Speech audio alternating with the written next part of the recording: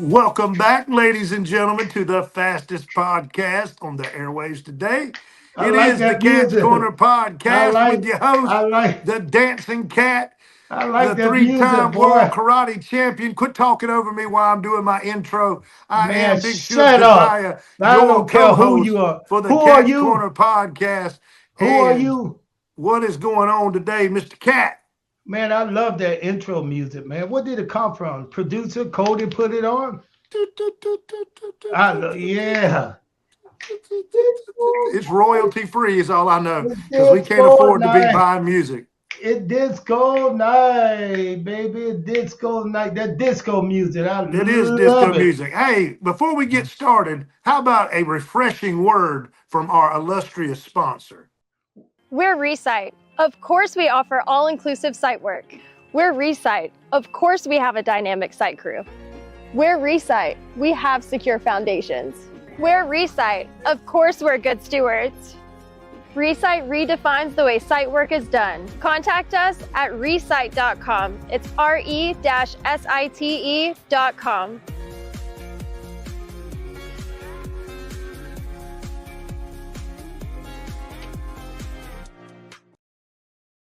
Well, we're back from that. How Man, you we doing need today, to Cat? we need to get we need to get some more commercial or ad free something with them because that's getting kind of old. I want to see something new. I want to see exactly what our sponsor what does he do? I know he's a it's a it's A construction construction management company. site. No, yeah, it's not even a management site. They actually do the work. Oh, yeah. They go in it, and this is how I see it. I want to look at it just to see what they what they do, and they showed me it was a about an acre of land that had a bunch of old houses and trees on there. And I said, so what are you guys gonna do? They call in all this heavy equipment. They start digging, running over shit, just flattening everything out, man. It did just look like an empty dirt field.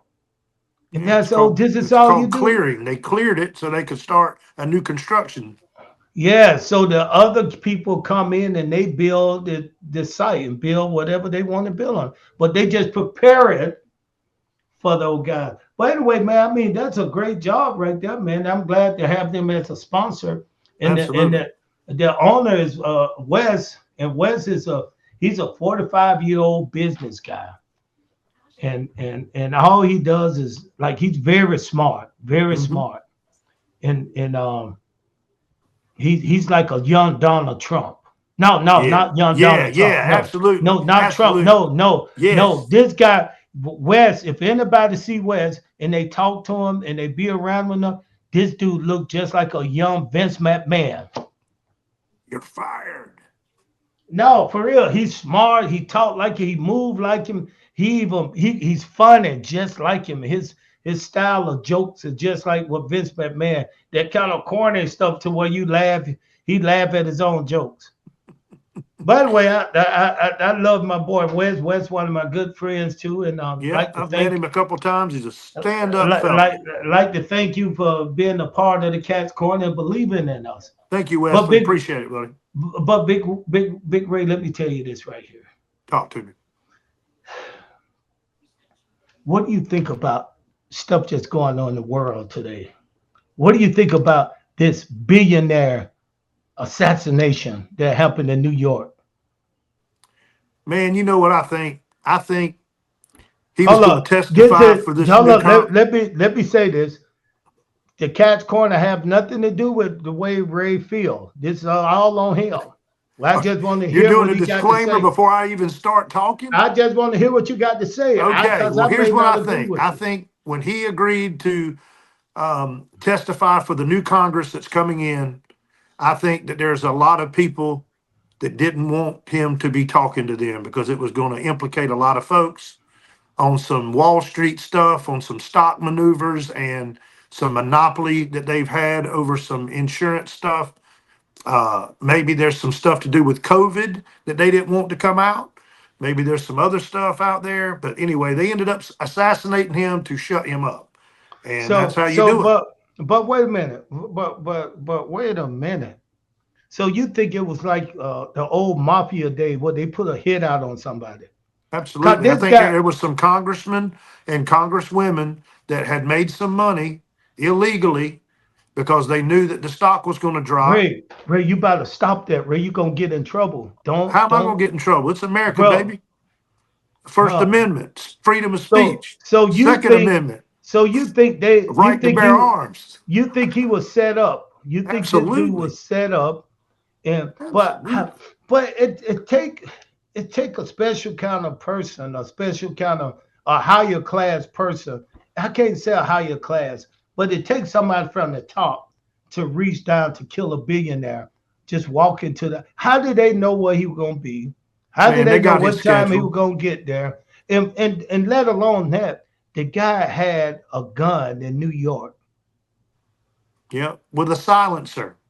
Oh my goodness! And you can't even have those in New York. That's illegal That is too. You can't have a gun, and you definitely can't have a silencer on a gun. And the gun jammed. He had to chuck it himself and shoot him again. So he shot him once, and the gun didn't, and the gun jammed. He had to do it again.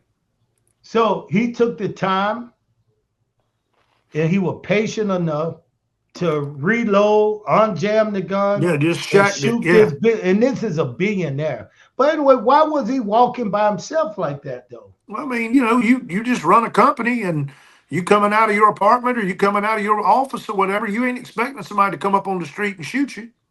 But to me, man, it's so funny because when I look at stuff like this, and they start saying this guy was under investigation anyway, right? Yeah, he was turning state's evidence. He was Yeah. flipping on So all them so people.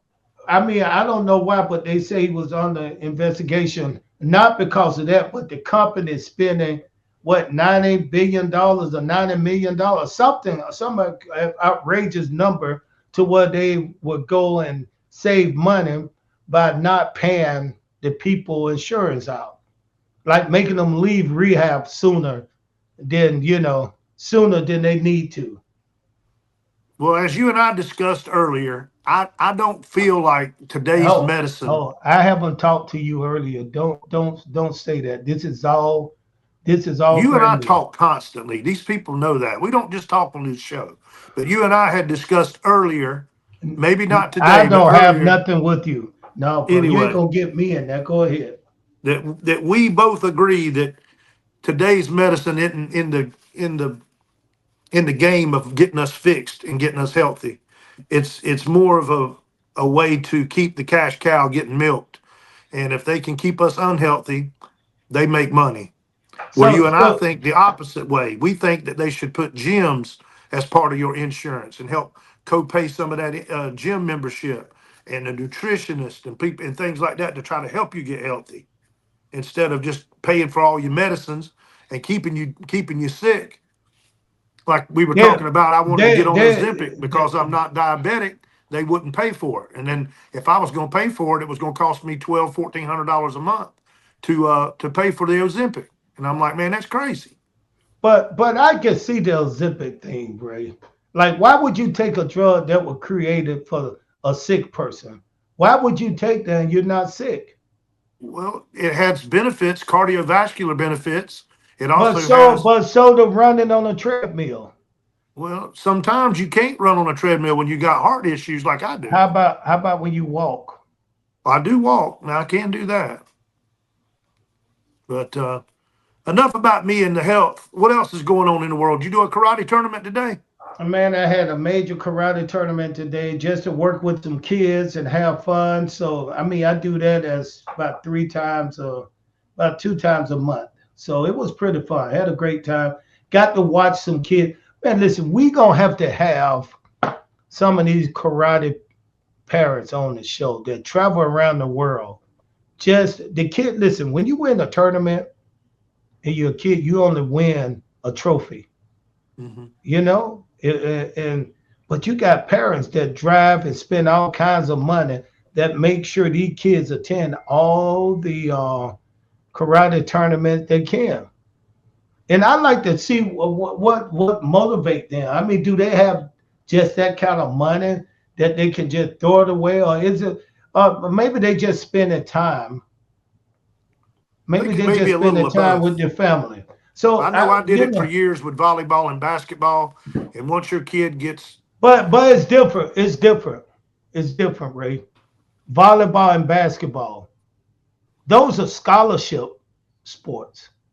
That sport can take you to college if you get good. I mean, if you good enough at it, it can take you to college and get a scholarship. right. Karate, you're not getting in a scholarship. You should, though. The only thing that you get from that I can see is just appreciate the time you spend with your family and loved ones, your kids and friends. And a way to defend yourself. You don't have to go to a karate tournament to do that. You can stay into a karate dojo and learn to do that. Right. So And then that's why I'm you saying take that and then you want to go to a tournament to show everybody how good you are at that you can at do the that in a craft. karate tournament. You can do that in your karate dojo. So I'm with you. anyway, I'm just I just wonder sometimes why these parents so put such a great part of life. When I said life is a great part of life, let me shake this right in my head. We ain't talking about one tournament. We're not talking about two tournaments. We ain't talking about one weekend a month. Man, these tournaments are every weekend in different states. So when these parents right here come together with their family and say we going to this tournament, they can drive or fly miles and miles away and spend a weekend there, then come back home Monday to get ready for school. So they putting a lot of money and a lot of effort into these trips. And I just want to know why they motivated to do them. Well, most people want to support their children. You did, I did, everybody does. So if their kids love it, they're going to want to chase it with them. And that brings us to the pro wrestling. That brings us to wrestling event. I went to a wrestling event about a month ago, and some of these people come in, man, they don't look like they have it, but they bring their kids in and they spend all kinds of cash Oh, yeah. just meeting us.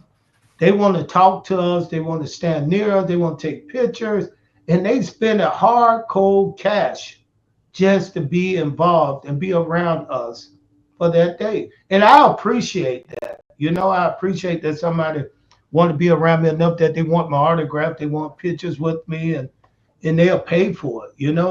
And I think it's a little silly though. It's like they pay $40 or $50 to get in, and then they spend about maybe $400 or $500 taking pictures and meeting their favorite wrestlers. So this right here gonna take her to somebody that we have. I don't want to bring them on too soon because I want both of them on at the same time.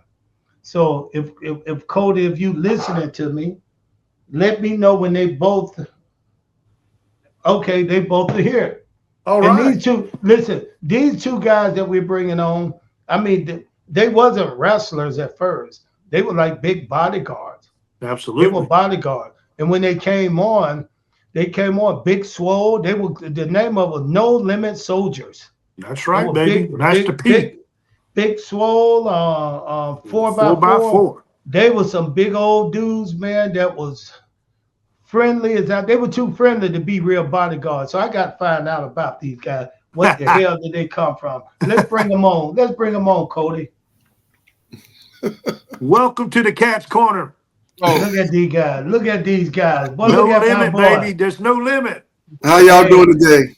Man, I'm doing good. I'm doing good, man. You boys look good. Hey, Teddy. Yo, Back Ted.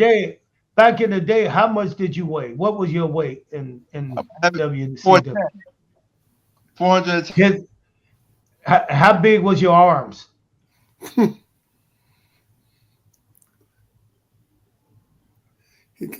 He's frozen. There, he's back now. You ain't lost it. That's your hey Teddy, get somewhere where the phone won't freeze, man. Come on, man. Don't make her look bad like that, Teddy. Jeez, man, come on. You've been on the internet before. Don't try to act like you don't know the internet. This dude Only right here. fans. Listen, this dude to travel the world, man. Both of you guys, man. And I just want to talk to one of you guys. One of you guys can answer this, or you both can. What did you start out, and how did you get into the business of wrestling? Want me to go first? Yeah. Yeah, go ahead. I got it. I got in the business because of Big Cat Ernie Ladd. Big Cat Ernie Ladd got me to go to. I went to wrestling school. Excuse me, with under Brad Riggins. Ernie Ladd should have told you to turn that damn phone off. No, look, no, look. I'm gonna tell you something, Cat. I'm on the heart transplant list. This Oh, phone you don't got to go keep off. Oh that yeah, phone. yeah, Oh, yeah. yeah. This Yeah. phone never Yeah. goes off, and I'm sorry. But No, That's it's okay. okay. I got Big Cat Ernie Ladd got me in. When I was Wait at a the minute. University of Houston, and Bu- he was coaching at TCU, and he got me to go to Brad Riggins School in Minnesota. All And right. when I went to Brad Riggins School, Brad sent me. When I first started out, in matter of fact, I wrestled in the very last AWA match in Minnesota. But Me and wait a the guy minute. Man. from first, Wait a minute. Wait a minute. Wait a damn minute, man. Wait a minute. I thought you two jokers were bodyguards when y'all came to WCW. we were, Oh, yeah. but I wrestled before I got to Did you? WCW. Yeah, because I Two, wrestled with New Japan also. Tell the 4x4, what you said? I wrestled too before I got to WCW. Bro, we need to go back and redo the books there because I've been telling everybody you guys was just off the street. Y'all was two No, bodyguard that found yourself in WCW with Master P. no, And then y'all decided, okay, let's try this business out. no. But you Oh, guys were experts. You guys was already in the business. Yeah, yeah. yeah.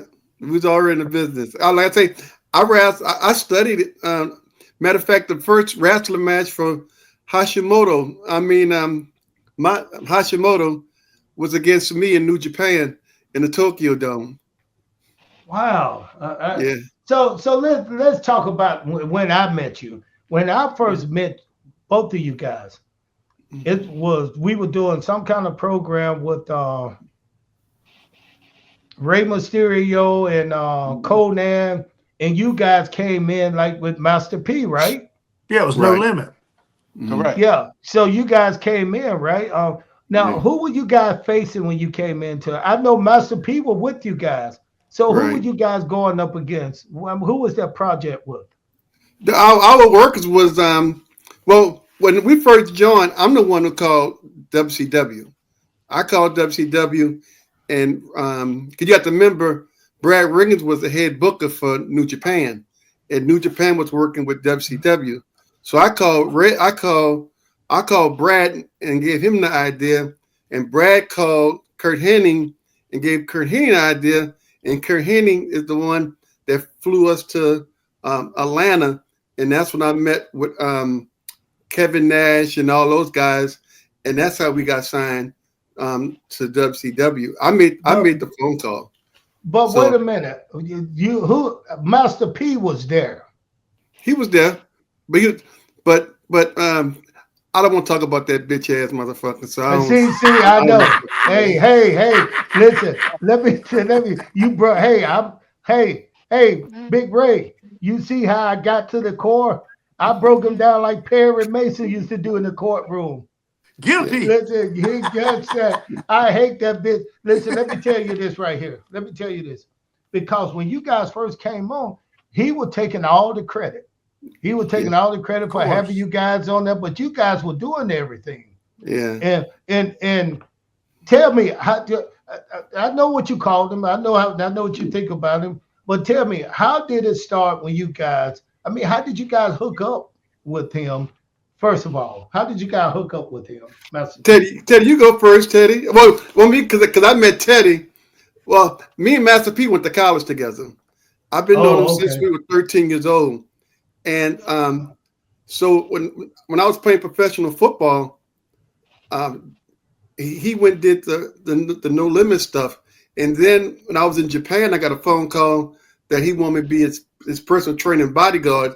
So that's why I left New Japan and came back home. Oh, okay. And so we had a guy that was working our sports department, and they said, Rand, we want you to meet this guy. His name Teddy. They call him Teddy the Tank. They said, man, he's bigger than you. And I'm like, yeah, okay, whatever. You're And like, when I met "Bullshit." Teddy, I was like, what the fuck? Me too. And Me no one, too. and he ain't gonna tell you, but I gave him the name 4x4. I'm the first person ever called him 4x4. Man, listen. Hey, Hey, when I saw Tank, I said the same thing. What the hell is that? He looked like a big old brown moving chocolate chip cookie. He's the biggest motherfucker I've met in my Man, life. I've never Seriously. seen somebody that his arms were big as the Yeah. whole body, man. And But let you me know tell what something. though? But Captain, And all he ate was chicken wings. no, that's not true. He ain't healthy all the time.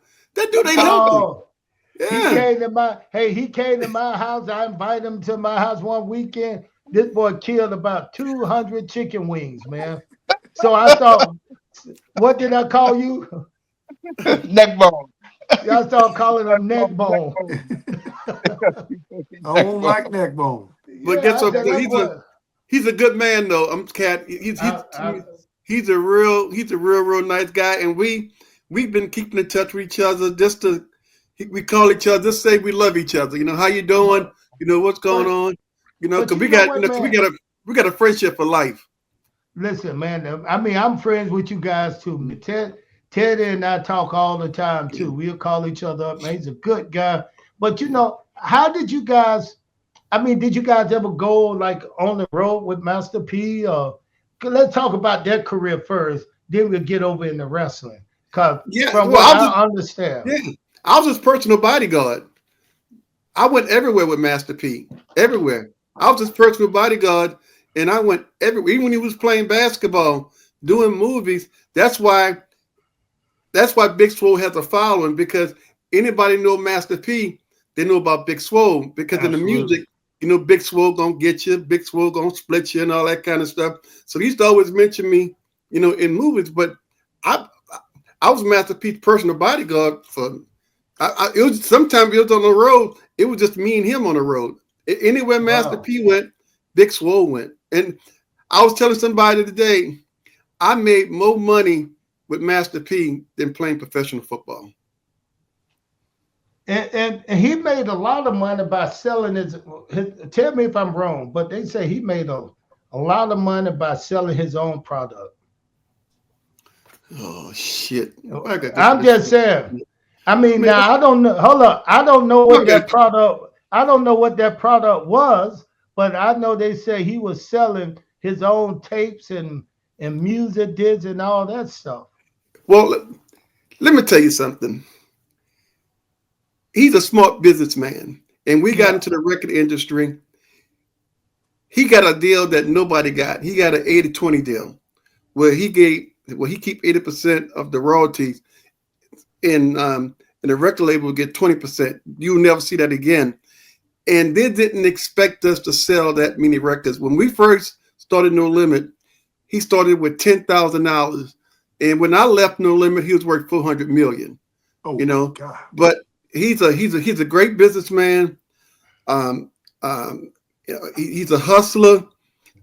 We started out driving in vans, and when I left, we was driving Rolls Royces and Ferraris and stuff like that. So well, if he's such a big businessman with $400 million, right? What the hell is his brother doing in jail for murder? Was it murder or rape? Murder. Man, and that guy was talented too. Yeah. I mean, it's some strange twist and story behind that situation right there. Because some people say he wasn't guilty, some people said never happened, but this dude is in jail for life, right? Well, can I explain it to you? Yes, please, sir. He didn't shoot the young guy because he shot it. The guy that got killed was one of his fans. He was 16 years old. He didn't shoot the trigger, but he was with the guy that shot him. And in the state of Louisiana, if you commit a crime with someone, you accessory to murder. So shooting a gun or not, he's still guilty. So that's like if you and I go rob a bank and I sit in the car and I drive a getaway car, and we get caught, I'm getting the same time as you got. But everybody knows that Steve Murder didn't do it, but someone who was in his entourage did it. And what C did is C refused to tell who did it, and that's what got him in trouble. Wow. So he's sitting in jail right now, maybe for somebody else. Oh yeah. Oh, definitely for somebody else, but it's guilty by association. Yeah. So that got now that was I like Master P, but C Murder was like one of my favorite. He's my favorite. I liked all his music. Now how did you and him get along? We were great. He was like a little brother to me. He was like a little brother. Me and C, I seen his two daughters the other day, and because P and C don't get along. They never got along. Those two will always fight. They're like Earl and Water, and but C was more compassionate.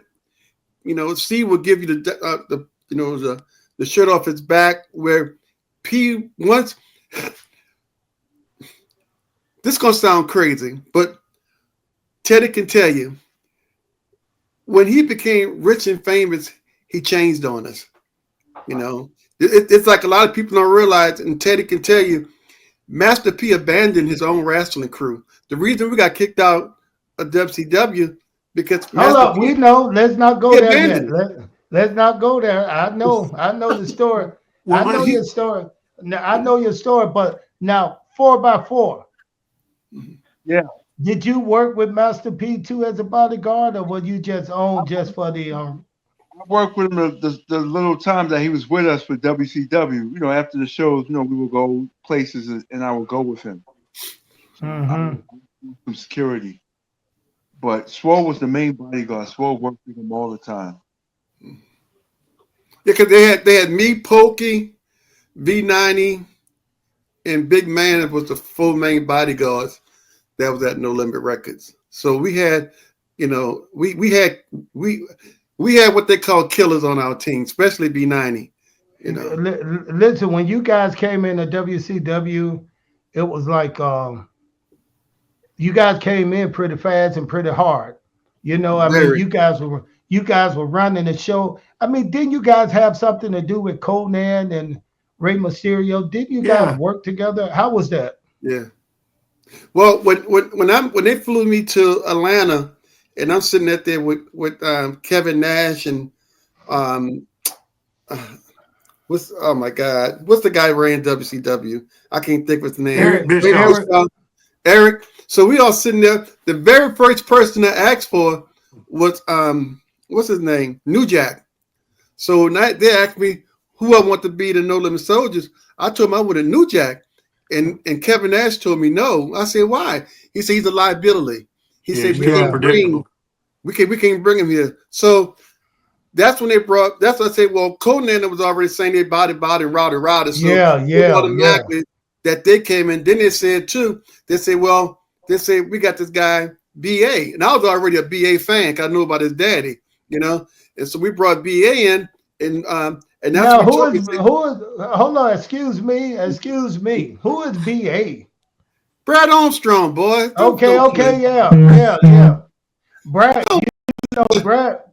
was the one that trained me. I forgot Brad was with you guys. Yeah. Brad was the Brad Armstrong, man, Tatum. Listen, hey, let me tell you something. Brad Armstrong was to me the best wrestler I ever met. You think he was more entertaining than any other wrestler. But go ahead with your story. I know BA. Yeah. But I told him, I said, look, we got a guy, because it was just me and a lawyer in Atlanta. And Dusty Rhodes was in there. I said, Dusty, Mike Tyson bodyguard is with us. And I said, he's the biggest motherfucker you ever gonna see in your life. I said, man, his name is Teddy. And I said, well, we're gonna call him 4x4. I said, man, we got to bring this dude in. So when we went to, I think, Washington, D.C., and Eric Bishop and them seeing Teddy for the first time, they was like, Swoll, what the fuck? This dude is humongous. I said, I told y'all, man. Because see, Teddy ain't gonna tell y'all, but see, Teddy was working with Mike Tyson and other hip hop artists in New York before he got with us. Him and Wayne. Yeah, Little but Wayne. how did you and Mike Tyson work together, Teddy? I met Mike Tyson through a friend, and I did the All Star Cafe. If you look at the All Star Cafe where he was doing the WrestleMania, I'm with Hmm. him at a blue bandana. If you go back to that clip, you'll see me there in New York City All Star Cafe. He was refereeing the main event. I was with him for that. But I met him through a mutual friend from the music business. He connected me with Mike Tyson. Then Mike found out I was in the pigeons like he was in the pigeons, and then we just connected. But don't forget, he Yeah, also worked with Missy Elliott too. Now, so don't forget that he also worked with Missy David Elliott. he David Wayne. and he also worked with Cardi B. We gonna talk about that later because he set me up. He set me up. We gonna talk about that later. Oh, y'all So something. so So what Teddy, did Big Dusty have to say when he saw a 4x4 for the He's first like, time, baby? he say, Swoll, that's the biggest motherfucker I've ever seen in my life, I Swoll. swear I That believe he's was, an 8x8, not a hey, 4x4. hey, hey, forget about them. Let me tell you, when he came home with me and he came to my house. I said you can have the upstairs. I had about and this dude, and my house is huge, right, Teddy? Yeah. Big. I mean, how man, this joker came to walking through my front door, and my mom looked at it and said, "Oh my God, oh what is that?" I said, "That's neck." I said, "That's neck bone." and I said, "That's neck bone." He gonna stay. He gonna stay over a couple of days. Cause you was in Atlanta for something, right? Power plant was trained at the power plant. yeah, Yeah, yeah. So he Power stayed plant. spent the weekend at my house with us. It wasn't no P Diddy party. It was just us Mm-hmm. having fun and just talking. You know. We went to the club though. We went to the top of this club had 3 floors. I was like, "What the hell is this cat?" Cat took me to the top of this club had 3 floors. boy, Did we y'all have a good something. time? Huh? Yeah, we had a Did we great have a? time. Oh We yeah, had a oh great yeah. time. You know, See the cat. Cat, let me tell you a story that nobody know about, but me and 4x4. 4x4, you remember when we was somewhere in Iowa and me and Chase Tatum got into an argument and I put him off in the I middle of the remember that. highway? Yeah, I Yeah, yeah. remember that. Me, You put I put I remember Chase Tatum ass out the fucking car. He was talking that shit. man. Yeah, I forgot, man. I forgot Chase was in that no limit. Yeah. Now let Yeah, me tell you something. That was that was another huge big old white yeah, boy. yeah, he was But yeah. big. see, but see, those guys, rest in peace, Chase. You know he passed away, right? Mm, Yeah. Yeah. yeah. Yeah, yeah, he passed away. But let me tell you something. Y'all had a bunch of leaders in that group right there too. Mm, So it was hard for you to take orders from somebody in the no limit because you all was like individuals. You know, mm, you guys had your own thing. So yeah. I heard that you guys had signed a nice contract, man. And first of all, how was it to work with the old Cowboys? It was The cool West the West because I Texas went to Rednecks. because I went to wrestling school with Kurt Hennig. Because Kurt Hennig Oh, you went to did? Kurt Hennig, when I was in wrestling school, Kurt Hennig, the Royal Warriors, Jesse the Body, and all those guys, Big Van Vader, they all went to Brad Armstrong School. So they would come in and train with us in Plymouth, Minnesota. So I mean, Kurt Hennig was like a brother to me. Then Bobby Duncan Jr., we played against each other in college because he played football at University of Texas. So we know each other when I was playing at U of H. So I already knew the Let, guys. let me ask you this right here about Bobby Duncan, because this guy right here was, I didn't get him. I liked him a lot, but he was just strange. He came up to me one time. He said, "Hey, Cat." So yeah, he said, "Let's work this little gimmick together." I said, "Okay." He said, "You know how you go out to the ring and you call people out?" I said, "Yeah." He said, "Why don't you call me out and then I come out there and I hog tie you with this rope and tie the cowbell?" I said, "Doug, I don't think that's gonna go over good on TV. White man roping a black guy like that." He said, "Yeah, yeah, but all right, let's do something else. We'll talk about it later." He just walked off. He had his demons though. He had mental Yeah, issues. God bless him, because he committed suicide. And Did he?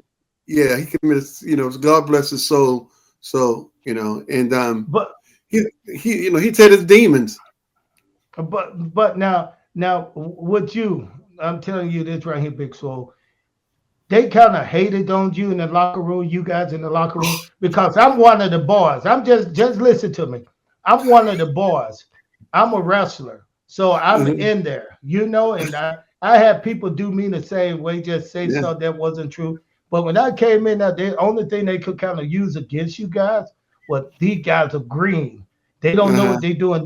They bodyguard music guys now. They see that they can make money and get over. So a lot of people are saying stuff like that. So that's why I'm surprised Yeah. to hear now that you was already in the business. Cause A some of the fully stuff trained you did, wrestler.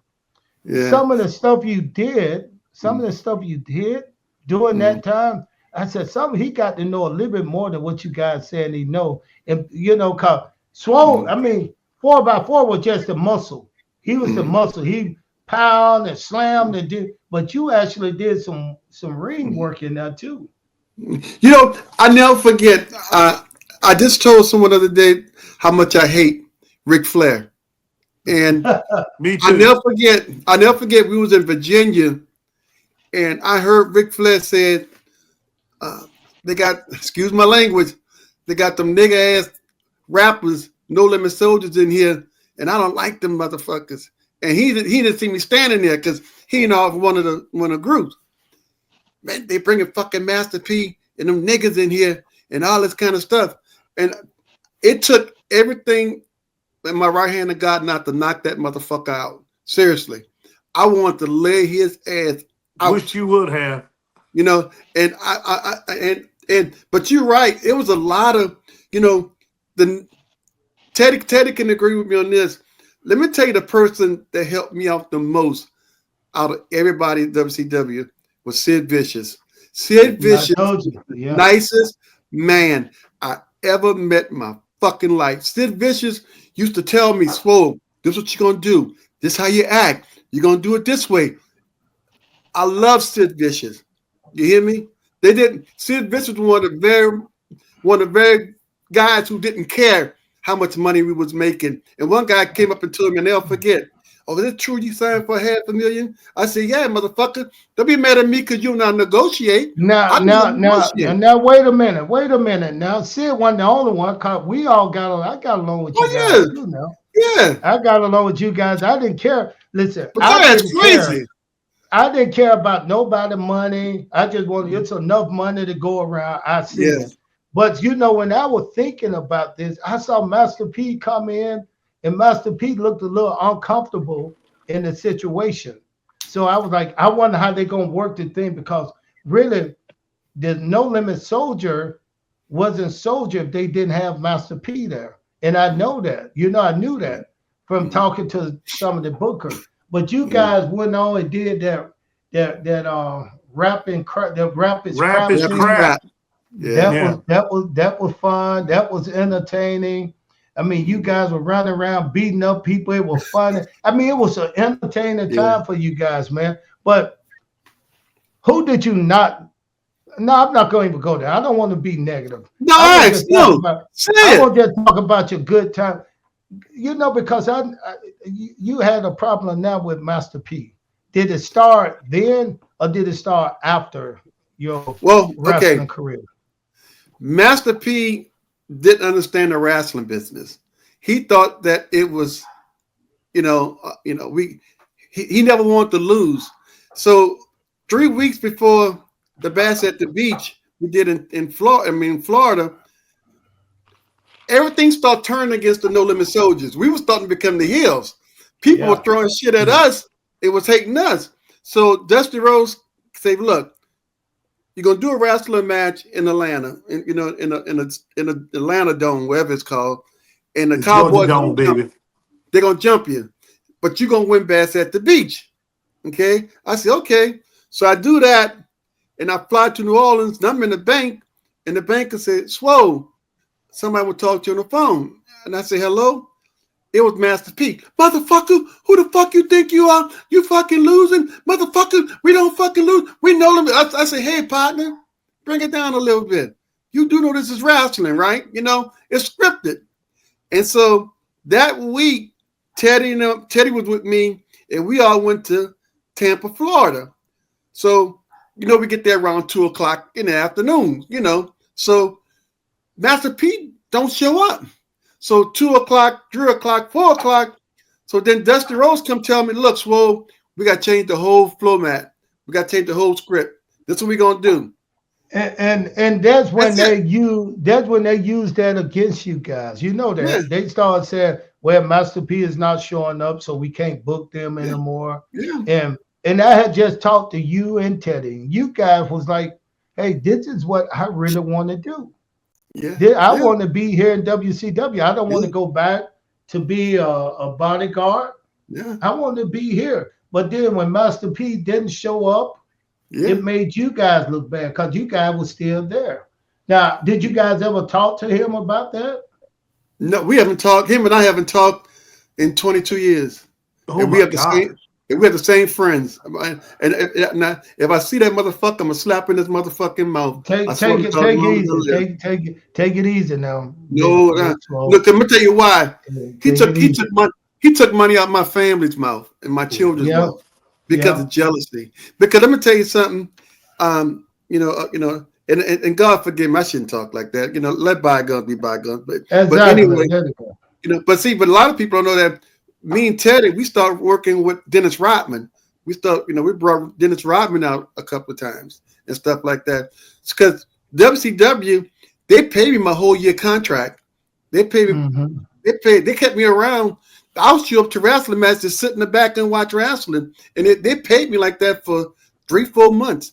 I got every dime from WCW. That my contract. And so remember, Jimmy Hart came up with the idea. He wanted to bring us on the Saturday Night Show to feud with the guys.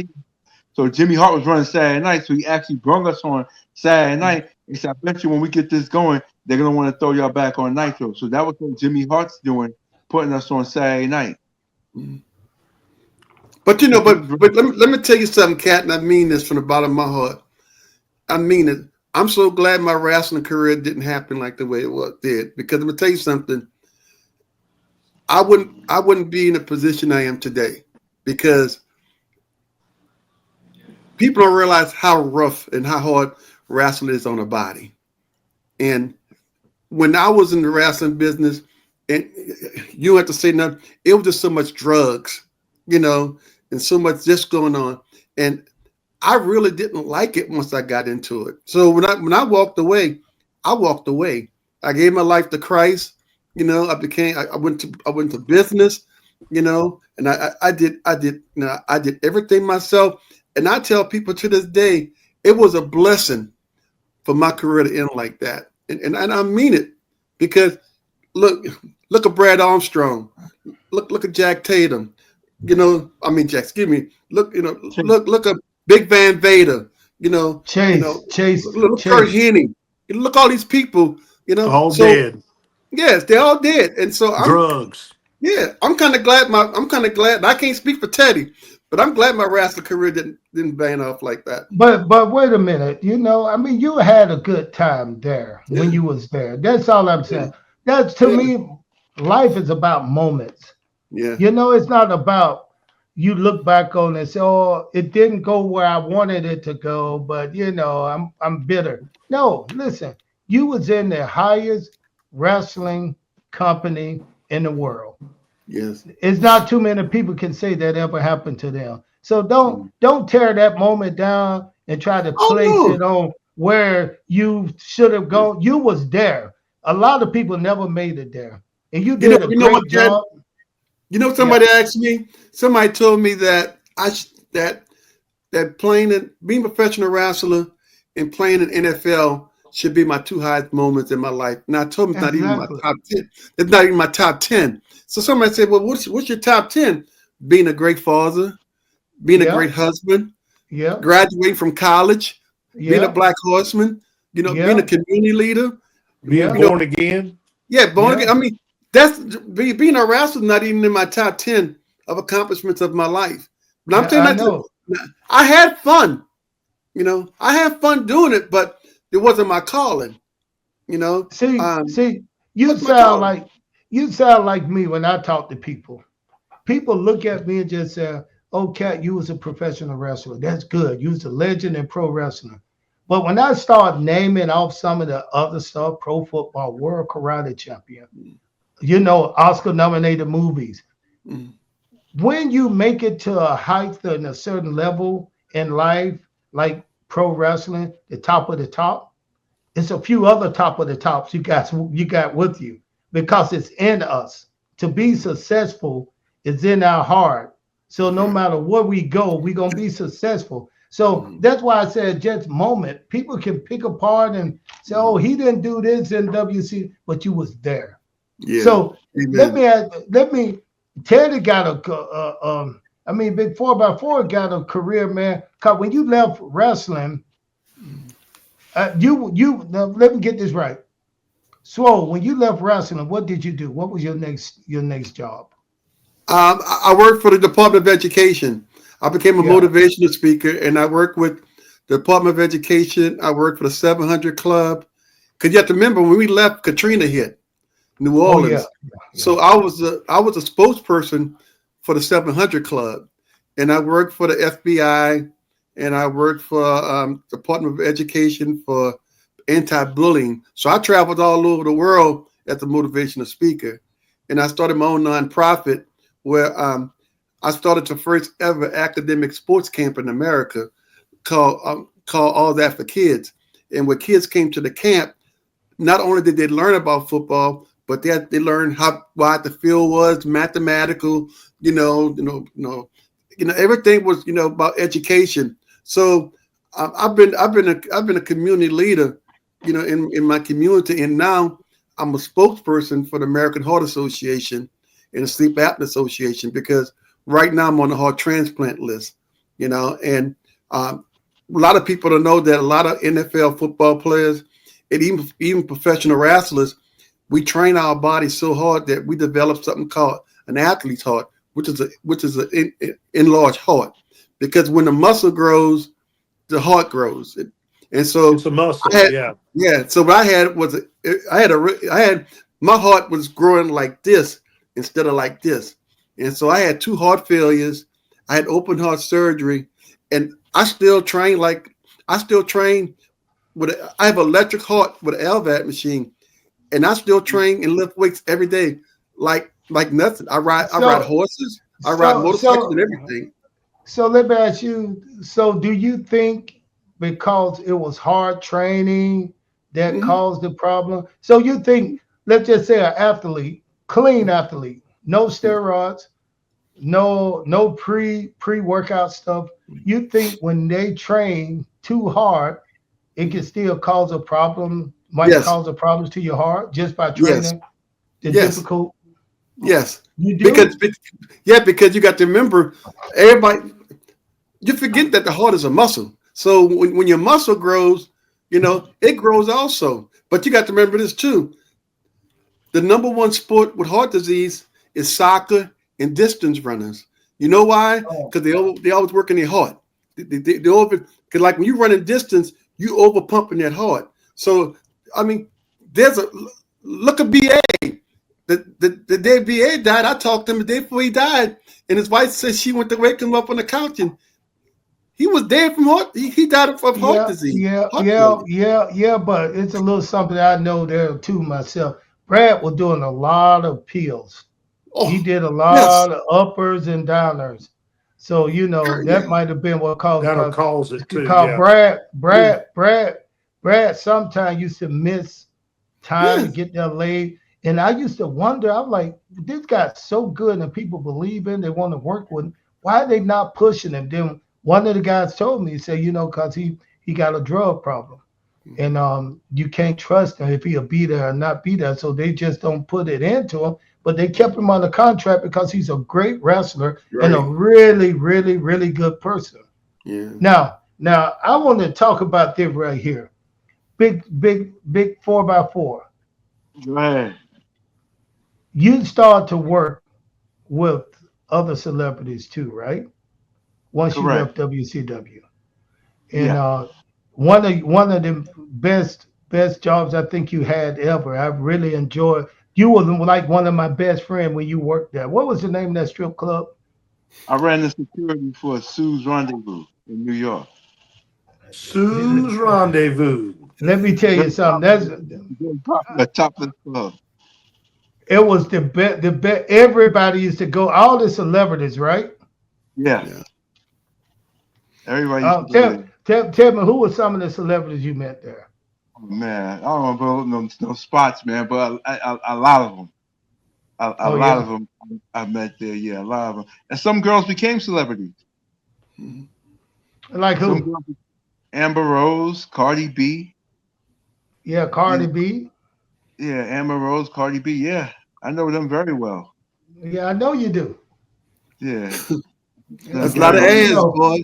Like that, man. But Huh? I know very well. I know you know him very well. Did you put one of them on me? No, man. No, He put one of no, them on man. me. That's Yes, you crazy, did. Yes, you man. did. That's crazy. What happened? so, Tell us. so this is the best part right here. Good part too. So 4x4 now. I went to California. He knew I found out I go to California all the time, pitching TV shows and hanging out. So 4x4 called me one day and said, "Hey, Cat, I want you to meet one of my friends." I said, "You do?" He said, "Yeah, he's a good guy. Yeah, he'll like you." I said, "Why?" He said, "Because you talk a lot." So I said, "All right, give me the." He said, "We'll be in LA next week." I said, "Good, I'm in LA." So he called me up. I said, "Call me when you get there." He called me up. I was there. He said, "Hey, Cat, can you come by here? I'm gonna give you the address. Come by and just meet him." Said he's somebody you should meet here in LA. Everybody know him. So I said, "Okay." I get in my car, I drive my rental car. Man, I pull up to this gate, man. Look, like the gate was bigger than any house I ever seen. Just the front gate of the house. And then I rang the bell, the gate opened. And when I got in, I saw about 20 cars there, Bentleys, Rolls Royce, all kinds of cars. And they were parked like around this water fountain. So I was happy to see him. The big door opened, big guy walked out. And then I was like, "Man, what are y'all having a party here?" He said, "No, why?" I said, who are these cars? And then he said, "Oh, those are his cars." I said, "What? He owned all these cars?" I said, "Yeah." So I started messing around. I said, "Man, I got to take a leak." So I went to the water fountain and acted like I was about to take a leak in the water fountain. And this dude almost panicked. "Cat, don't do that, Cat. He's looking. He's looking." I said, "Bro, I was not going to do it. I'm just messing with you." So I said, whoever this is, it's got to be a powerful, big man to have this guy with this respect for him. So we went into the house. They opened this big door, and when I went into the house looked like Scarface house. You remember Scarface had that shotgun? "Hey, say hello to my little friend." I mean, all the way to the T. He even had a swimming pool in the house with his initial in the swimming pool, right? Yep. So I was like, "Man, I can't wait to meet this guy." And next thing you know, I'm sitting down in this room, and Teddy said, "Hey, he'll be down in a minute." So I hear Teddy walking down, and I hear click, click, click, click, click, click, and somebody came around and said, "Hello," had a deep voice, and he was in a wheelchair. And he said, "This is Mike Concepcion." Then I said, "I don't know who you are, Mike, but nice to meet you, my dude." And then we sat down and started talking. I guarantee that guy talked to me about an hour and a half, just straight, just real cool. Then he started naming off these names, like who been to his house to work with him, the Isler brother, Michael Jackson, even the people at Sony Pictures knew this guy. And then I found out, I said, "Why is this guy right here? Why are so many people connected to this guy?" And Teddy told me the truth. Teddy, you want to tell them? You want me to tell the You can why? say you can tell them. This guy was the man in LA. And he is the man in LA. I mean, when you knock on his door, he had bodyguards opening his door just like Scarface. This guy, they said he was the guy that helped create, right? Did he create or start? Started the Crips, and he was also he got the Crips because he's a motivational speaker, speaks around the world, also works with governments, and he got the Crips and the Bloods to make peace in Anaheim Stadium. It was about, I mean, whatever the capacity is that stadium, I think it's 75,000 Bloods and Crips hand in hand making peace. I don't know what year, but he put that together. Mm-hmm. So he was a very well known by movie industry, the music, the movie. Everybody in LA knew this guy. Call him into their towns to stop gang violence and stuff like that. Yeah, yeah. But this guy lived like I've never seen somebody live like that before. You know? He's a big producer in the industry too. Yeah. Yeah. So I'm not gonna tell the good stuff, but I'm gonna stop right there. So we won't get in trouble, Teddy. Because if I get in trouble, I'm telling on you. That's crazy. Y'all sick. Y'all sick. I tell you one thing, but hey, it is an honor to be here because, Kat, you are, man, since day one, you've been real cool with me, man. And you always make me laugh. And I appreciate that. Y'all the no limit soldier, man. I was happy to have some brothers running around there because I was tired of being the only black one around there. Yeah, Big Stevie. Hey, don't forget about Big Stevie Ray. Huh? Don't forget about Big Stevie Ray. Big Stevie with the other side. He with the other side. Yeah, man, he was with the Harlem Heat. Yeah, he with the other side though, Big Stevie. But the funny thing is, it's been 20-something years, and I still get fan mail. I get fan mail from Australia, Africa, Newfoundland. I got a whole box of stuff I got to sign, and people still remember the No Limit Soldiers. Listen, they still remember, and I'm dumbfounded. Wrestling. I said wrestling just like the mob for a lot of people. And that's why when I look at the business today, I don't see enough representation there for blacks. When I said legends, people that been there. You talk about Ernest Ladd, but you could go back to Bobo Brazil. Bobo Brazil, yeah.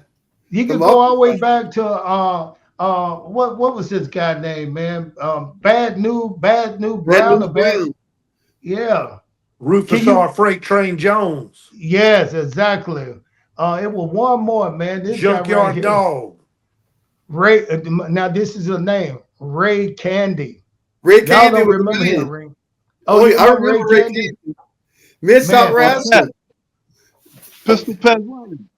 Yeah, Mr. Pez Watley. Mr. Pez Watley was one. But working in the business, man, there's nothing like it. There's nothing like being a pro wrestler. There's nothing like, and not just being a pro wrestler, but being able to entertain people in a way to where they were just so taken away with what we were. They made us the heroes, bro. And wrestling back in the Monday Night Wars, we was like celebrities to the celebrities. Right. Yeah. You have people walking around in the back and just with their eyes open wide with cameras in their hand where they take pictures. Mm-hmm. Man, it was just incredible. It's incredible to know. You were on the plane and you sat next to Bo Derek. Yeah. This is something funny, Kat, that a lot of people don't know. And 4x4 can tell you, there was nobody at WCW can outlift me in weights. Big Papa Puff, none of them guys can bench press with me. I'm serious. And they did not want that to get exposed. That 4x4 I would do 600 for warm-ups. Seriously. None of those Big Papa Puff, none of them guys could work out with me. None of them. And I wasn't on no steroids or anything. I mean, and I tell people all the time, those dudes couldn't bench press with me. They couldn't work out with me. I know sometimes. What was your max? What was your max lift on your bench? 680. 680. Yeah, and I was natural. Hey, I remember I one saw time. this. I saw this dude lifting weight up until like a week or two before. Next thing you know, he in the hospital had a heart attack. He was lifting like 400 pounds just off the bench press. And right, you remember he was posting this stuff on social media. I was like, Swoll, yeah. man, I said this guy's strong, man. He's still like, how old are you, I'm 60. man? 4x4. What was your max bench when you were in the My heyday? bench level was 600. 600. Sick Yeah. neck bones. 6 neck bones. 6 neck bones, huh? But I'm Bro, telling this you, and I mean, man, you could me, I listen, I couldn't believe when this dude ordered 200 wings and the guy brought the big plate out there and he listen, he had a shirt on, but every shirt he had could not come over cover his arm. So he had like a cut off t-shirt with these But big ass arms Cat, and Cat, he was sucking bone. He was sucking the meat off those bones, man. When he got through, man, I was like, look at this, man. This is a monster. you forgot, Cat. Monster. I used to have 2 plates. Guys always rip the skin off. Oh, yeah, yeah, yeah. He always take the skin. He would take the skin off. To rip all the skin off. I said, "Nah, I don't want that. I don't want that fat. I just want the meat." and he used to always eat egg whites 24/7. That's Oh, all yeah. 4x4 ate was egg Protein, white. baby. Getting that protein. Hey, but let me tell y'all, let me tell you this. Let's not forget this. We can't see him now, but this dude is ripped. He Yeah, lost yeah. how much did you lose? Oh man, almost 200 pounds. I'm 221 pounds now. And listen, How did you do it? I just changed my diet up. It's slow, about a 15-year process. Changed my diet up and just and when I say he's ripped, I mean he's cut. He looked like he could be a bodybuilder. And this kind of surprised me when I went to met him in LA and we went back to his place.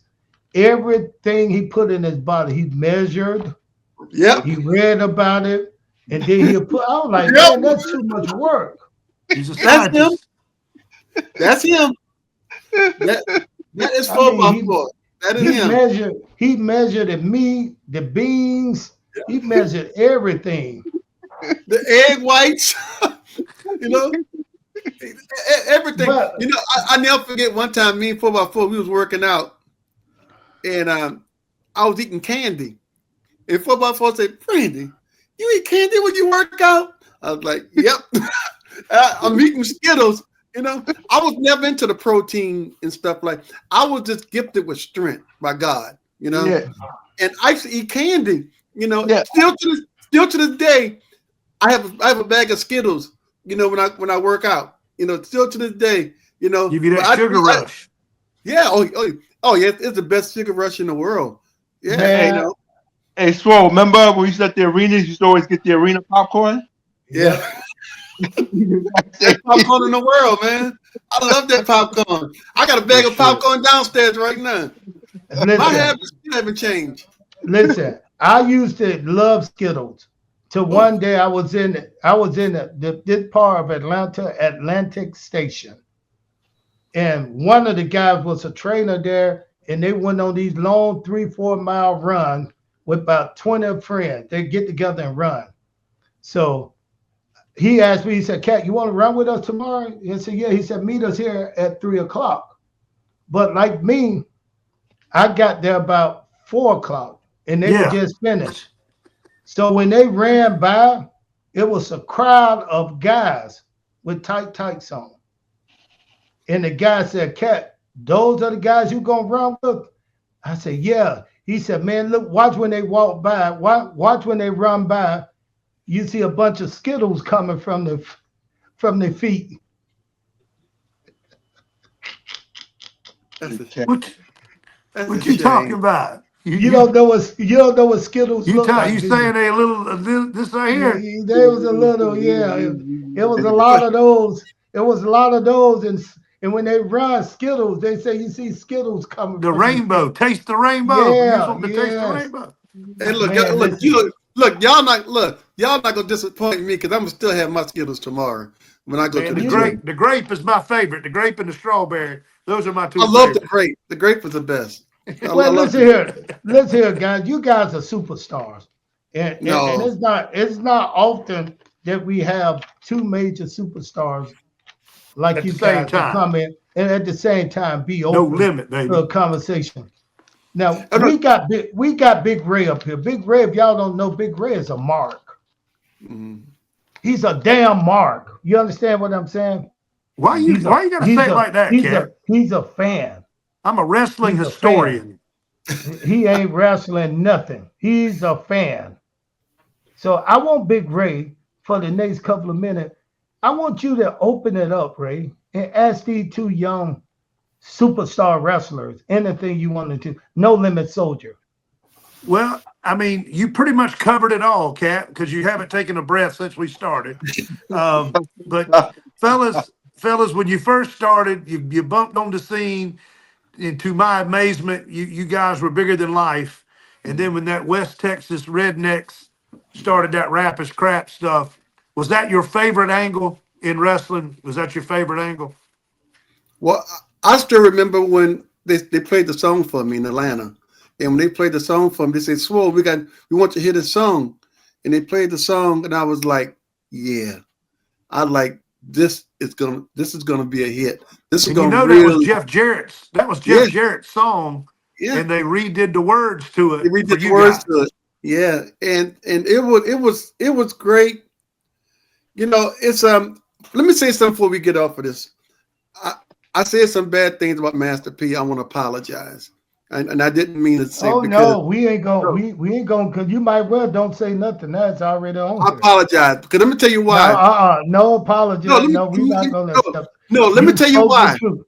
You No, spoke the truth. let me tell you why. Let me tell you why. In for me to move forward in life, I have to move forward as a man. I can't let that stuff between me and him mess up my joy in my life. I'm on a heart transplant list, and every day when I wake up, I ask God to bless me. You see what I'm Right. saying? And bless my enemies. You know, Master P going through his own problems right now. I don't know if you heard, but his son got arrested the other day for stealing refrigerators in college. What? Which Yeah, one? his oldest one, Hersey, he got arrested 2 days ago for stealing refrigerators at University of Utah. He got his Wow. own problem going on, and I Wow. wish him the best of luck in his family for whatever venture he goes out to. Because, like I say, being on the heart transplant list every day I wake up is a blessing. I live with Right. an LVAD machine. You know, Yeah. I have an electric heart, and I shouldn't have said that. And I want your fans to understand I'm not that kind of person, you know, anymore. Because sometimes I got Big Swoll come out, but I got to bring him back in the box. Right. Well, You know, forgiveness is the biggest part of being a Christian. yes. But Um, but but let me ask you this then. I thought I had the floor. Now you jumping back in. You can't even let me finish. No, But you go don't need ahead. to finish. Have you guys have any dealing with the P Diddy? No, boy. No, indeed. Y'all that hang No, out at those Diddy parties? no. I can tell you one party I went to was like that. I went to a What? Whitney Houston party. I Oh, went to hey, Whitney. listen. I went to a Whitney Houston party too, and I'm gonna tell you what I saw. But you go first. No, Whitney Houston, her girlfriend Robin There was you dating. go. That's what I was about to say. Yeah, She had a yeah, girlfriend in New York when I was playing yep, with New York Giant. Yep. yep. You know, it was Whitney Houston. God bless her soul. She was more gangster than Bobby Brown. That's all I can say. For Oh But when yeah. sure. you went, yeah, when you went to them rooms, it was sex everywhere. It was cocaine and all that kind of stuff. And I had to tell myself, hey man, look, I'm from New Orleans. This ain't my style of cup of tea. And I left the Mhm. party. But it happens all the time. You You know, were looking for Listen, the gumbo and the I beignets. You were like, what, fuck this cocaine. listen, listen. I tell everybody it was P Diddy parties all around. all Cause that's around. what listen. That's what people wanted to do. Yeah. People to drugs, sex, no matter what kind, what's going on. Those are the parties that people call the good parties. Those where Yeah. people want to go. Those where people want to go. You know, me, there was a lot of parties like that in pro wrestling. People just don't know. Some of Yeah. their favorite wrestlers were freaks and Yeah. geeks. Yeah. Freaks and geeks. And let me tell you, I went to a couple of parties. I went to a couple of parties. I'm sorry, And my daughter downstairs cooking, y'all. I'm okay, sorry. She tell done her set the turn that. fire alarm off. Yeah, Yeah. tell her turn that. But I'm just saying, you know, you have parties like that all the time. So me being in Atlanta, every party was A a freak party. freak party if you Yeah. wanted to be that. Hmm. You know, if you wanted to be that 4x4, you came here before to Atlanta. You know how the party scene is. Yeah. Oh, yeah. I mean, they had clubs everywhere in Atlanta. You had clubs where you think is a supermarket, it's a damn club.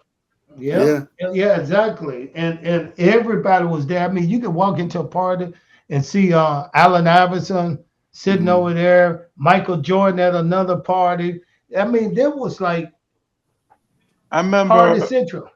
I remember I went to Florida. They had a school bus. You thought it was, it was spray painted, and it was a strip club on wheels. Oh Yeah. wow. I Yeah, like it's a it. strip club on wheels. They had a bus paint up, and it was a strip club on wheels. Hose to Now, go. now, when I was when I was with No Limit, Master P would close the whole strip club down, and it would just be the No Limit soldiers in there, and he would shut the he would get a guy $100,000 just to shut the whole place down. And Y'all it did was that in just, Myrtle Beach, didn't you? yeah, yeah, You know, a shit it couple of my all. boys, worked with you guys. I want to see if you remember a couple of names. I'm gonna throw them out to you. DJ Naylor and Big Lee Yeah, Roderick. uh-huh, You know yeah, them? yeah. I know him I personally. train with Lee a couple times a week Yeah, with Uncle John Maynard. I don't know if you know. Remember Big John Maynard, yeah. the head Tell him I champion say hi next MMA. time you see him. I Yeah, definitely will. Lee's one of my best friends, and so is DJ. yeah. I And so is remember. Big John. But Yeah, but I they tell used you to now. tell me about helping you guys out when y'all came to South Carolina. He'd say, "Man, we got to go down. We got to help bodyguard for Master P." And I'm like, "Man, get the fuck out of here!" And Was they're he like, was "No, he I'm in the military? serious." Was he in the military? He Yeah, did for those DJ was. things. You know, he talked real soft. You know, yeah, Yeah, yeah. What's going on? And I was like, and he's a bad motherfucker, but he he's a had that killer. Mike Tyson talk. Yeah, He he's a talked like killer. Mike. Yeah, because I can remember he told me that he went into the Marines or something, became an Army Ranger or something like Yeah, that. he was a black beret in the Marines, and he did hand Yeah. to hand. He trained hand to hand combat at So Camp Lejeune. all Yeah. right, so Big Swoll, how did he shut the party down? What do you mean? He He give just $100,000 to the club manager and kick everybody out. Kick everybody is out. that what he did? Yeah, Yep. Kick everybody out. The strippers was just for us because we gave him 100,000. The club member can give him however much he wants to the strippers because they're still gonna make more money anyway than they make Well, that look, night. well, So let me tell you my story. Then you talking about that? I heard y'all little story coming from North Carolina somewhere. South Carolina. But go ahead. okay. 4x4. Tell them what did Michael do? Michael Concepcion. We were just talking about this guy in California. Can I tell them? Or you want to tell them? I don't know what you're talking about, man. Yes, you do. Yes, you do. I'm gonna tell them. From memory, man. He shut the club down and flew every stripper from New York to his house. Wow. And they stayed at his house for a weekend. That's what I'm talking about. True or false, Teddy? What? I don't. Wait, a party? Yeah, You he had talking? a party at his house. He flew out a lot of the girls from your strip. You know, cause they wasn't at work. Yeah. Don't be trying to act like you don't know. You know. He flew him out to his house. I wasn't there, but they talked about this big party. Uh, And this big party, they said Mike said they flew Cat, out every girls, Cat, let me every stop you, girl. Cat. Let me What? stop you, Cat. Let me stop you real quick. Master P was by every floor in the hotel. If we stayed on the 5th floor, he brought the whole flip floor, and there'll be girls running door to door to door to door. Man. Your party, there ain't no party like a no limit party. Because I'm gonna tell you something about us. We never had no gay stuff. There's never no gay stuff going on, anything like that. But what about Birdman? What about Birdman? He was at some of those parties. What about Birdman? Birdman was at some of those parties. I saw him. He's not. That's Cash Money Records. That's totally different. But he can't mess. He don't know nothing about hip hop. Cat don't know shit about hip hop. He's in New Orleans, right? Yeah, but he wasn't with us. I think I saw him with you guys, but y'all didn't see me. I was in the car behind y'all. Never. Okay, Master P and Birdman don't even get along. Okay, they don't even get along. I was just throwing something out there. I'm trying to see if I can get something to stick. Go ahead. No, that is totally false, because now it's true. No Limit Records and Cash Money Records from New Orleans, but the artists hung out with each other. But as far as the CEOs, Master P and Birdman never liked each other. So what happened to that big tall guy, man? Used to be with Master P, I think. Big tall guy. Was it a producer? You talking about Birdman, his brother. Not Birdman. No. I think he was just a producer. Who? Talking about Slim, Birdman's brother. Slim? Yeah, Big Slim. Yeah, Big Slim. That's Birdman. That's not us. Oh, okay, that Birdman. All right. So who was with the No Limit Soldier back? And not with you guys on TV, but with Master P. Well, we had Snoop Dogg, we had Mystical, Cain and Abel, C Murder, Silk the Shocker. But we did a lot of cabaret. We did a lot of music with other artists. Like this is the honest, true story that no people don't. I remember when I was in Houston, Texas, these 4 little girls came do a song with Silk the Shocker, and their name was the Destiny Child. One of them name was Beyonce. I first met Beyonce when she was 13 years old, and she was doing Be Straight With Me with Silk the Shocker. She wasn't famous or anything, and we used to always call her B. You know, Master P is the very first person to give Beyonce a major hit in her start, and a lot of people don't know that. Bro, listen, that's a good deed, but you know, and I know, in Hollywood, it's nasty. In the music business back in those days, it's nasty. You know, listen, I'm gonna tell you this. I remember we had a couple of friends, and 4x4, I'm putting my finger right at your face because you know this guy said this. This particular bodyguard, was a huge wrestling fan, big cat fan. Wherever they came to Atlanta, he'll call me and say, "Hey, Cat, we in Atlanta. Come down to the video shoot." And I think you introduced me to him, Teddy. You introduced me to him. So this guy called me and told me, "Come down here." And I said, "Hey, listen, let's just have dinner with you guys." So I said, "Okay." We went out to dinner, and the bodyguard and I were just talking. And the bodyguard said, "Who else are you guys working with?" He said, "We working with a lot of new young talent, man." He said, "Oh yeah, we got this young girl, man. She gonna be a queen. She is bad. We got her in the studio right now." And he said, "You know what, man? If we can keep that R. Kelly away from her," and this was like in 1998, 99 sometime. Said, "If we could keep R. Kelly away from her, she gonna be like a top. She gonna be on top." So I said, "What you mean keep him away?" He said, "Well, he's sick." I said, "What you mean sick?" He said, "Cat, man, he like those young girls." So when they said that, I was like, "How old is this girl?" 16. And then he went on and said, "I think they just got married." Then I said, "What?" He said, "We could keep her away from him. She gonna be famous." And I said, "He like young girls?" Then I said, "That young?" He said, "Yeah." He said, "I'm not, listen, Cat." He said, "He like young girls." I was like, man, they knew that back in 99 what the guy was doing. And I couldn't believe it. He said he was sick, so I called Teddy. I said, "Teddy, Is he sick? Is he like that? Teddy said, I don't know, but the guy know who you talking to. If he said it's the truth. Bodyguards, we Right? know everything. We know Yeah, yeah. everything. You know who I'm talking about too, right, Teddy? Yeah, that was more like I think 94, 95. Oh, okay. That girl was coming out. That's Oh, Aaliyah he talking about. Yeah, you talking about? yeah. Yeah, Leah was out like Talking about 95. Aaliyah. How you Mhm. know?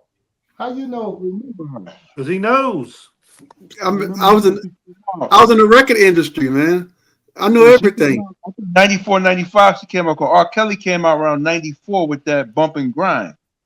That was He his was, big. yeah, A lot of because times back then, start. R. Kelly, he was with a group. He was in a group back then. Yeah. But He was solo. being that you guys are bodyguard, did you guys had to watch out for the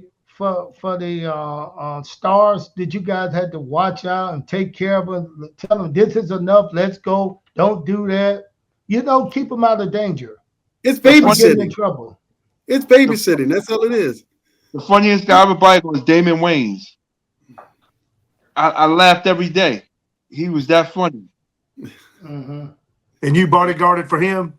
Yeah, Damon Wayans on 2 movie sets. If you see the movie Harlem Aria, I'm actually in the movie. He put me in the movie. But yeah, I worked with him on 2 movie sets. He's funny. My other buddy, Eric Thomasunas, you remember him, Swoll? Yeah, Eric T.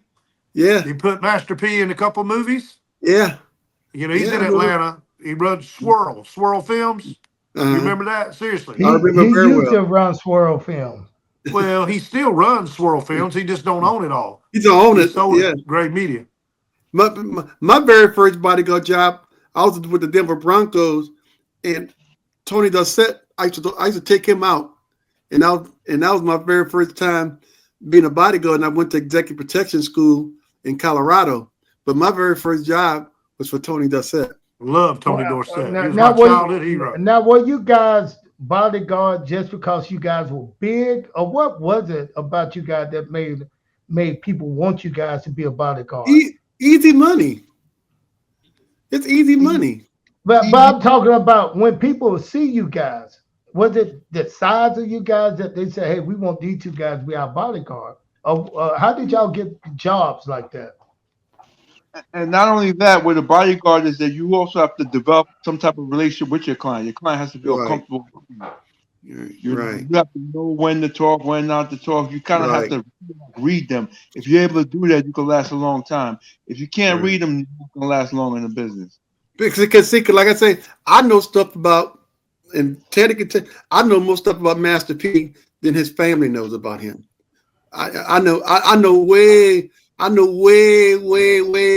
much stuff about, because I know about the mistress, I know about the kids he had and what he did. See, his family didn't know about that. Hey, You know, listen. We don't want you to get in no trouble on here now. trouble for what? 4x4. Master P might hear this. He may see it. I don't Boy, want Master please, P come looking for you, bro. please, Listen, whatever. you're my What? All man. of him You're said, my man. boy, please. You I'm look. I'm gonna gonna tell say you something. There's no man on earth I'm scared of, and especially Master P. Okay, I am not scared of him. I ain't scared of no man. Master I'm P scared of used the to be a tax man. The only Master one I'm P. scared of is the tax man. Master P used to be a boxer though, right? He boxed for a little No, while, right? no, He might give you a few blows to no, the head, but that's about all you're going to get. no. He's never a boxer. Master P is more of a, what you call it. You ever been around somebody who crack jokes all day? A joke, yeah. He's a jokester. He's a jokester. And I mean, let me. Like I remember, hey, Swoll, remember when Master P we went to Chicago and they scheduled to play R. Kelly guys in basketball. Uh-huh. So before the game, Master P said, "We gonna come out here. We gonna bust their ass because he like to make songs that make people cry. We gonna make his ass cry today. We gonna beat him." And Master P and them went out there. They beat R. Kelly in basketball. Oh, Yeah. shit. Yeah. Yeah. R. Kelly's mad when he lost. And Teddy said something. You have to develop, because when I left, I used to be a bodyguard for a lawyer, and I would escort women to court for divorce court, and I made a lot of money escorting women to court, because back in the day, the husband would make threats, and women go to court and they feel, scared. I'm gonna kill you, bitch.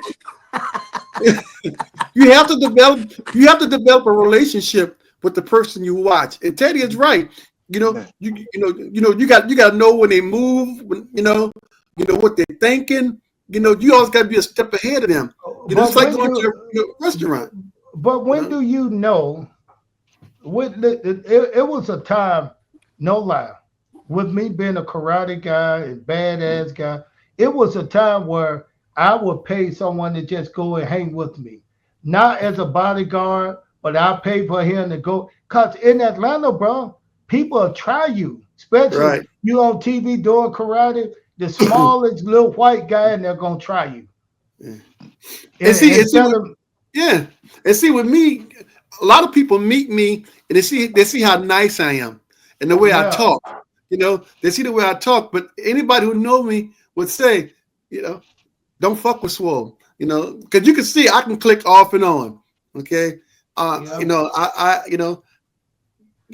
used to always walk around with 2 pens in my hand, and everybody say, "Why you walk around with 2 writing pens in your hand?" Because if I hit you in your neck, that's it. Once I hit that artery. See, that's some psycho shit. I ain't on that tip.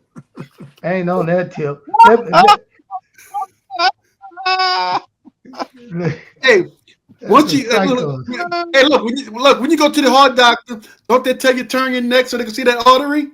Yeah, carotid artery. I'll hit that sucker so fast, and guess what? And they can't stop the bleeding. Once you hit it, you can't stop it. Now, as a superstar or as a billionaire or as something like that, when do you think they've recognized that they need bodyguards, somebody with them? Do you think it's a time where they just say, "Hey, I'm going to the bank. I got about $300,000 in this suitcase. I might need a bodyguard." Or I'm going out to eat today and I'm going to an unfamiliar place. I may need a bodyguard. Or I'm the United Health guy and I'm going to New York, a meeting. I might need a bodyguard. Now, what do you guys think about that assassination? Well, let me take, there's 2 types of people in the world when they want bodyguards. There's people that want to look famous and look important, and there's people who are important. Because let me tell you now, Bill Gates don't walk around with bodyguards. I know Bill Gates personally. Bill Gates doesn't walk around with bodyguards. You got a lot of wealthy people who don't need bodyguards because they're not doing anything. Now, you got a lot of rappers like from New Orleans, and I'm not going to say their names. Okay, Lil Wayne. When Lil Wayne comes to New Orleans, he brings like 30, 40 bodyguards with him. They're scared to walk the streets, And so, it's I mean, if somebody come tell you, "Hey man, I'm looking for a bodyguard, how much you charge?" and you say $200 or $150 an hour, and they hire you, make the money. It's point blank. But listen here, let me tell you this right here. My co-host had to go somewhere, but I just wanted to tell you this right here.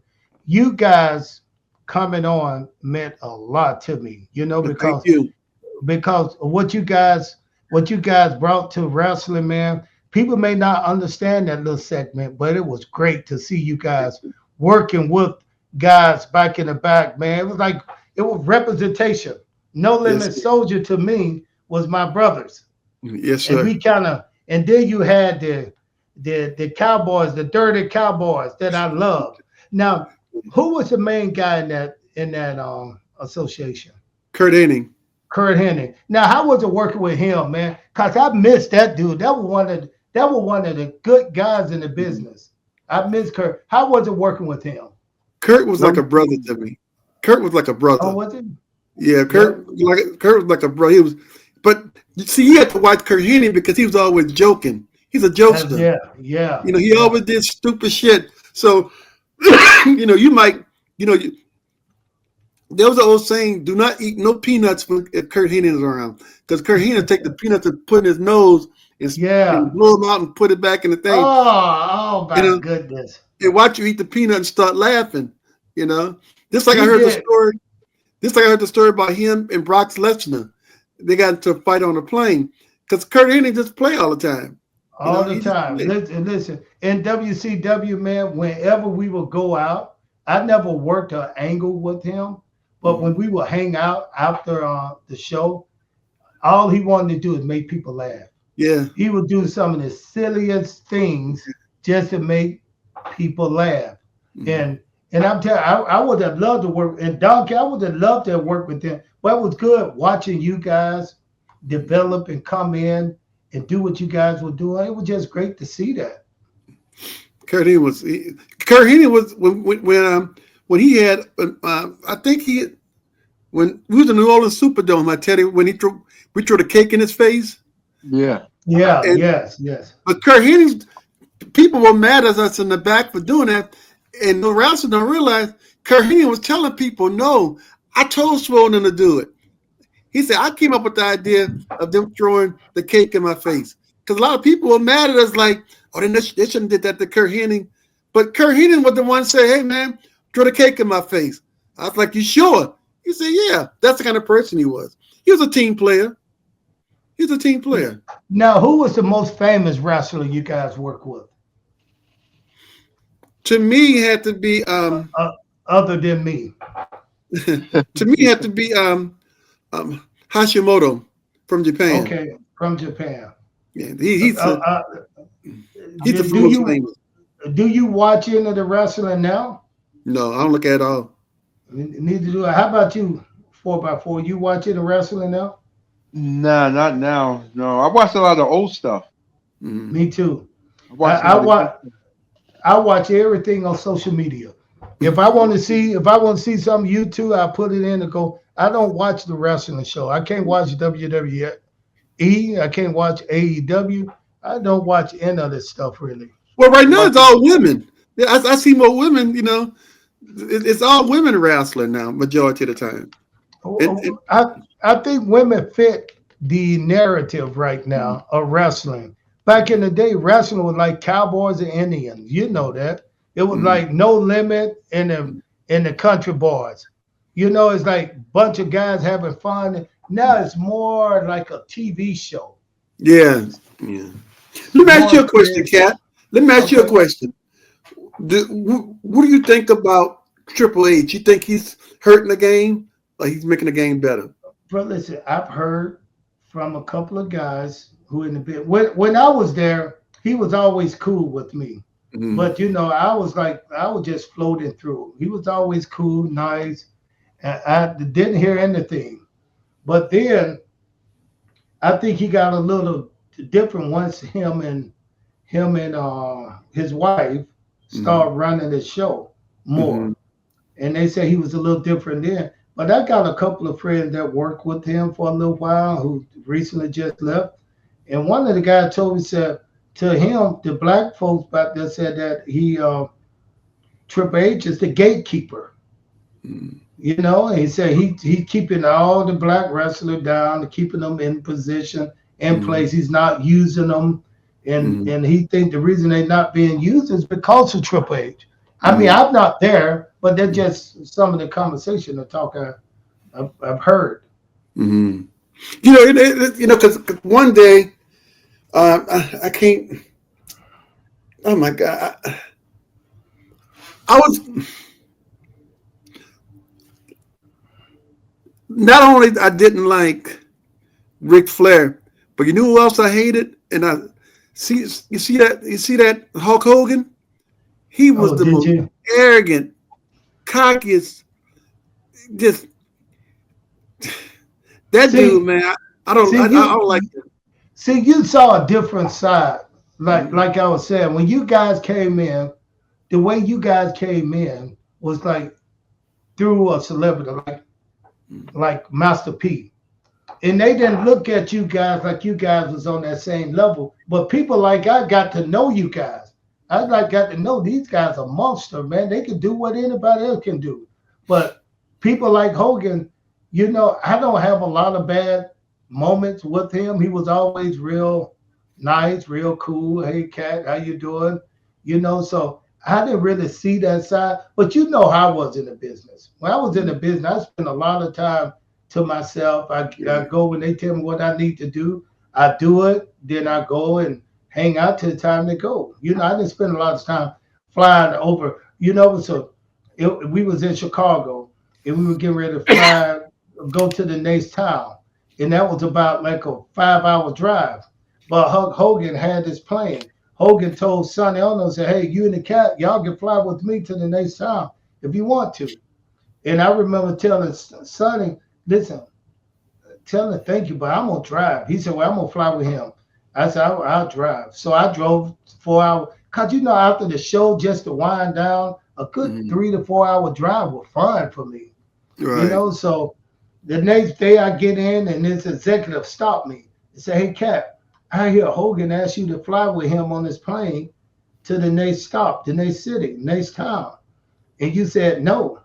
Then I said, "Well, I mean, did it offend him?" He said, "No." He said, "Didn't offend him." He said, "He know how you are." He said, "He know you kind of like you to yourself." So it really didn't offend him. But I think you should take trips like that. This is how you get to know people in the business. You get to move up the ladder of pro wrestling. And to me, it just sounds like not kissing ass, but you know, It's kissing getting to ass. know them. Yeah, yeah. It's kissing ass. Come on, be honest. If I'm good enough to work with you, I'm good enough to work with you no matter how I get to the next town. Right. So, you know, I never had a problem. My It's just like that sometimes. yeah, What you said? my experience with Hogan, he was always very nice to me. He used to critique me on my matches, Hmm. and he used to always, 4x4, I saw your match. He would always, be in my ear, and keep me on the right track. So that was my experience with him. I never had a problem with him. But you got to remember too, everybody was different with everybody. You Yeah, know, yeah. everybody was different. It's just like, you know, I felt like Booker T didn't like me when I was with WCW. Okay, because I tried to be his friend so many times when I seen him, but he was always brushing me off. You know, now his brother would speak to me all the time. Yeah, You that's know, my boy, Stevie Ray, Big Stevie Ray. But Booker, Yeah. Stevie Ray would talk to me and have a conversation. Now his brother wouldn't talk to me, but Booker but T would but you, talk to but true enough, Booker's a great guy, man. Good guy. Once you get to know him, Good too. huh? My experience with Booker T was good too. Yeah, cause once you meet Booker T, man, but Booker T was going through some heavy stuff then.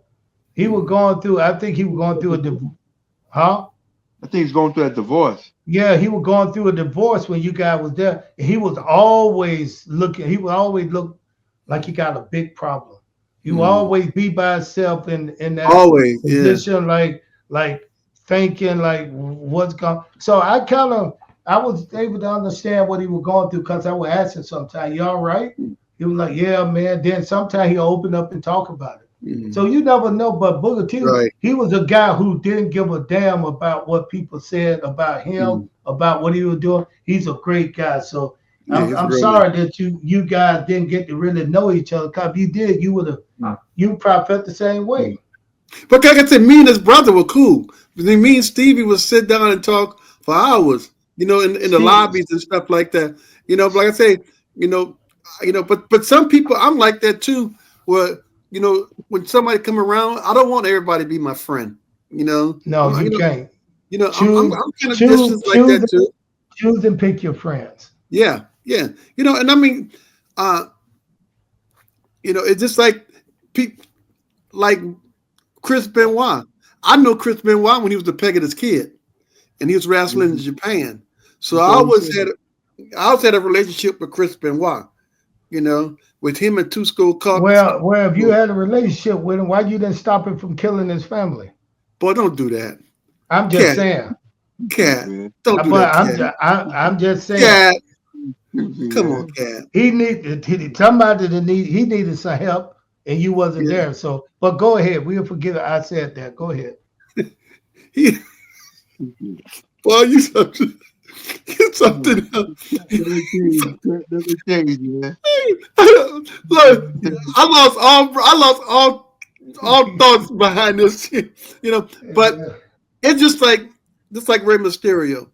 I can call Rey Mysterio right now, and he's gonna yeah, answer the phone. yeah. He's gonna He was answer the a phone. But I tell The you what, Ravens, we do need to pray for Conan. Conan going through some medical That's issues. what that's what I heard. He was. I mean, but nobody said what it was. He was sick. They just said pray for Conan. You know. I mean, what's wrong with him? Any idea? He froze up too at the right time. See, this drama TV stuff, 4x4. You see what I'm saying? Soon as he get to saying something I want to hear, he just freeze up. See, Yeah. I'm gonna tell you what it is. Those are the people looking at us. They watching podcasts, trying to find out what we are doing.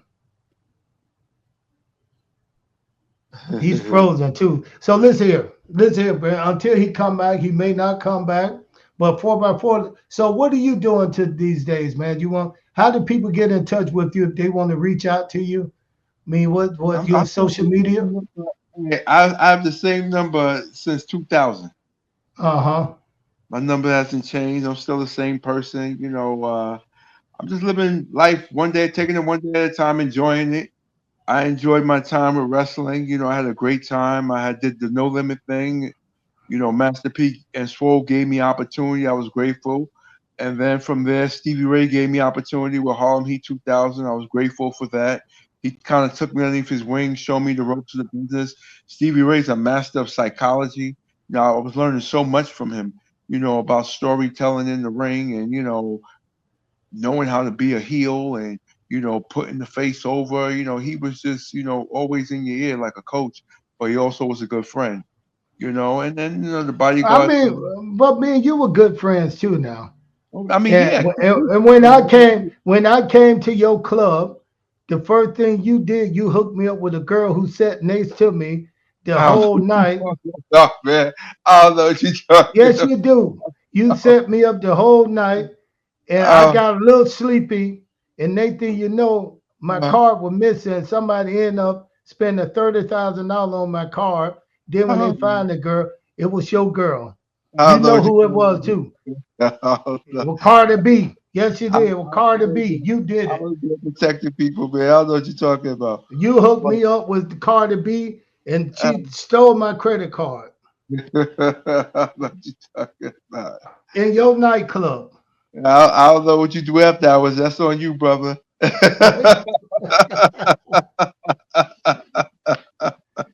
Oh, that But boy's crazy. I just was grateful for the opportunity. I had a wonderful time meeting guys like you, Stevie, Booker, all the guys, Hogan, all the guys I met. They treated me with love. Macho, all those guys. Goldberg. You know, they treated me with love, man. Well, I, listen, I bro, we got. yeah, I never had a bad experience there. I never did. Everybody welcomed me with open arms and you know willing to help. I went down to power plant. I never had a bad experience. Bro, listen, you're a good guy, man. We gonna always be friends. If I can ever do anything, you got my number. We talk.